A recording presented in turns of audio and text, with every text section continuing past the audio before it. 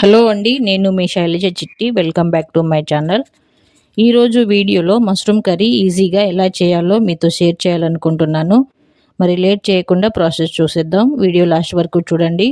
ముందుగా కడాయి పెట్టి ఆయిల్ వేసి అందులో ఆవాలు, జీలకర్ర, పచ్చిశనగపప్పు, కరివేపాకు వేసి వేగనివ్వండి. ఆ తర్వాత కట్ చేసి పెట్టుకుని 5 పచ్చిమిర్చి, 1 ఉల్లిపాయ వేసుకొని మగ్గనివ్వండి. మష్రూమ్స్ని శుభ్రంగా ఒక గిన్నెలో వేసి వాటర్ పోసి ఒక 10 నిమిషాలు ఉడికించుకొని కట్ చేసి పెట్టుకోండి.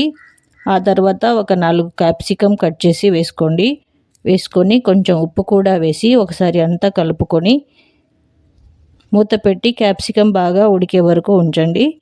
క్యాప్సికమ్ ఉడికి కలర్ చేంజ్ అయినప్పుడు కట్ చేసుకున్న మష్రూమ్స్ని కూడా వేసుకొని ఒకసారి అంతా కలుపుకొని మళ్ళీ మూత పెట్టి ఒక 2 నిమిషాలు ఉడకనివ్వండి.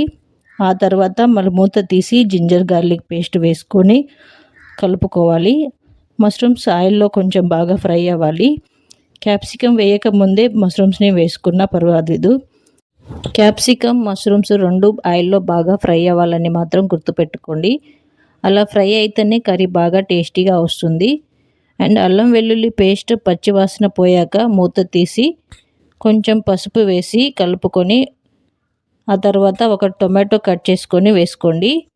టొమాటోస్ వేసుకున్నప్పుడే అందులోనే రుచికి తగినంత కారం, ధనియా పౌడర్, గరం మసాలా వేసి మూత పెట్టి ఒక 2 నిమిషాలు లో ఫ్లేమ్లో ఉంచాలి. ఆ తర్వాత మూత తీసి మొత్తం కలుపుకొని అవసరమైతే కొన్ని వాటర్ పోసి మధ్య మధ్యలో కలుపుతూ ఉడికించుకోవాలి. ఫైనల్గా కొత్తిమీర కూడా వేసి మరొక 2 నిమిషాలు ఉంచి స్టవ్ ఆఫ్ చేసేయండి. ఇలా చేసిన కర్రీ రోటీ, రైస్తో దేనితో తిన్నా చాలా బాగుంటుంది. ట్రై చేసి మీ అభిప్రాయాన్ని కామెంట్లో తెలియచేయండి. ఈ రెసిపీ నచ్చితే లైక్ చేయండి అండ్ మరిన్ని రెసిపీస్ కోసం ఛానల్ని సబ్స్క్రైబ్ చేయండి.